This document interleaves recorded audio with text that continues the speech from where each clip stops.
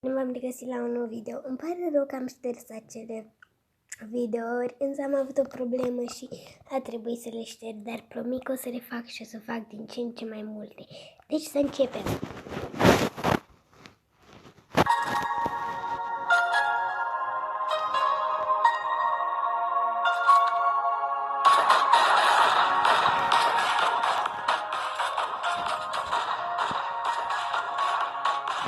Să ne uităm la niște TikTok-uri de ale acestei fete.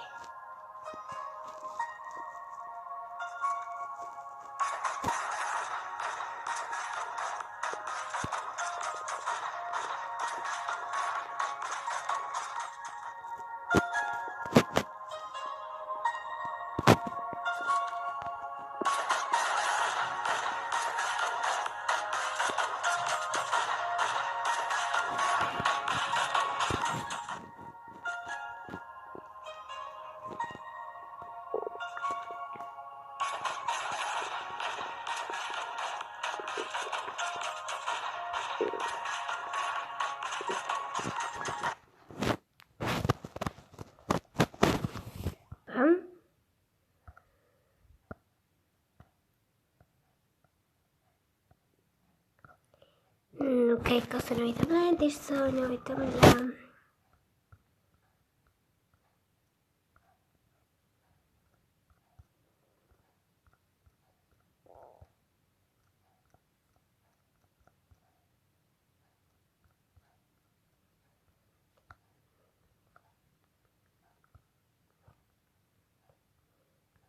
Să ne uităm la TikTok-uri amuzante.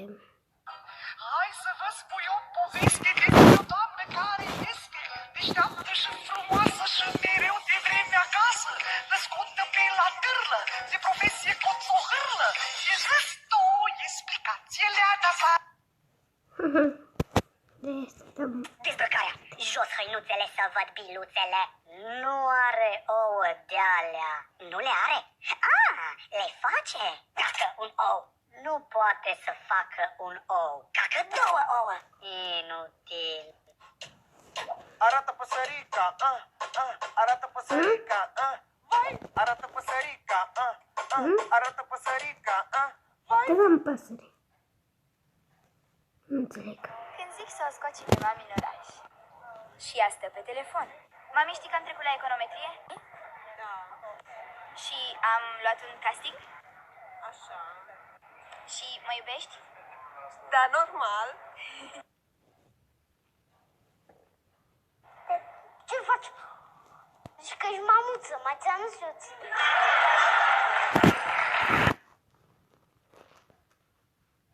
Diese money company, Bun. Ăsta, șmin. Când mi-a venit rândul, m-am dus în față. Mi-a zis: citește, te rog, subiectul de pe bilet. și l-am citit cât de frumos am putut. Extorsiunea degajamentului acvatic în condiții optime. Bravo, până aici ai nota 10. Vă mulțumesc, aș vrea să mă opresc aici.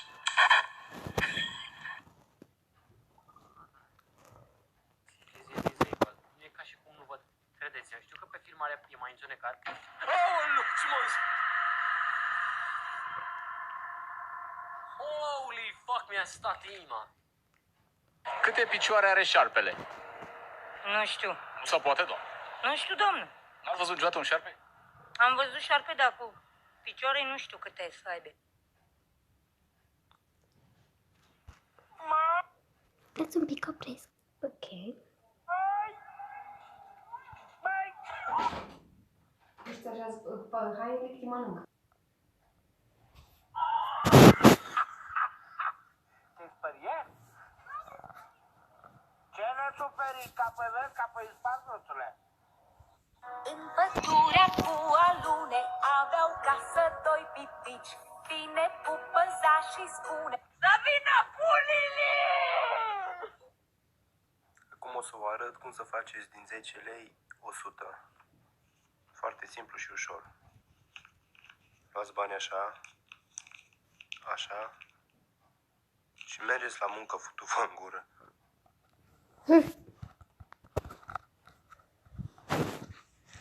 Să mai căutăm ceva.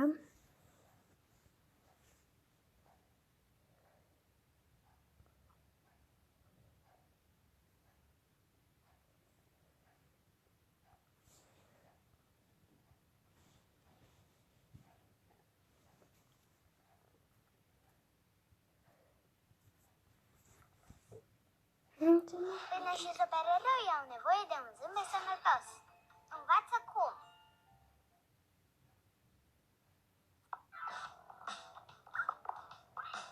Dar știu, mie nu prea place Minecraft-ul. Ei, salut, Lil Hoodie aici. Nu glumesc, nu mă compar eu cu el. Mi-a pus și eu un vest în cap, mi-a băgat părul pe aici pe părți. Pentru că astăzi o să reacționăm. Uite, la tipul de aleg. Săritul și ce faci tu, nu e dulce ciocolata cum ești dulce tu. Și nu-mi place nimeni cum îmi placi tu, nu e dulce ciocolata cum ești dulce tu.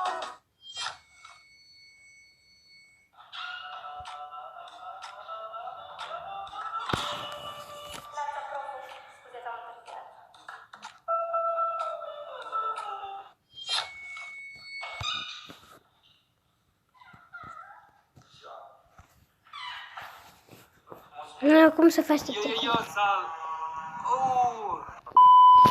Eu salut cu voi, lemnarul aici ca de obicei. N-ar trebui să mai mă uit acolo, ar trebui să mă uit încoa, pentru că voi aici sunteți să mă uit încoa. Ce o să facem noi astăzi? Astăzi o să refacem TikTok-uri populare. Unele dintre ele le-am refăcut și eu deja pe TikTok-ul meu. Asta e TikTok-ul meu, stați că facem așa. Asta e TikTok-ul meu. Deci intrați pe TikTok, intrați pe Instagram, dați acolo follow, știți ce aveți de făcut. Fără alte chestii, haideți să refacem niște TikTok-uri populare. Chiar dacă le-am mai făcut, chiar dacă nu le-am mai făcut, le refacem, să le facem cât mai bine. Le luăm de la zero ca să învățați și voi cum se fac și învăț și eu cum se fac. Toată lumea e fericită și în sfârșit mai văstesc și eu. Primul TikTok pe care o să refacem noi și l-am făcut și pe canalul meu de TikTok este chiar acesta.